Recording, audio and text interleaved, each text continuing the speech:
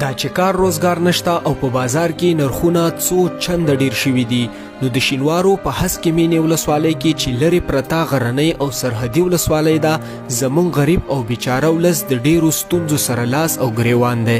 د تیرو جنگونو د لاسه په ولس کې ډیر زیات یتیمان، کونډې، مریضان، مایوبین او بې سرپرسته کورنۍ شتون لري چې یوازې د خدای تعالی د اسرې څخه بل هیڅ شی نه لري.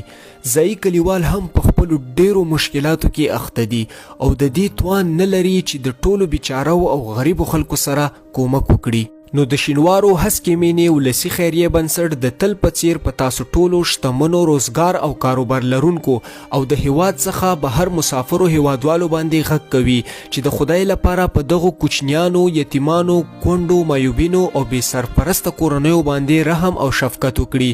په دغو سختو شرایطو او یخ ژمي کې د دوی لاسنیوی وکړي. ستاسو لږه لږه مرسته هم د دوی ډیر مشکلات حل کولی شي.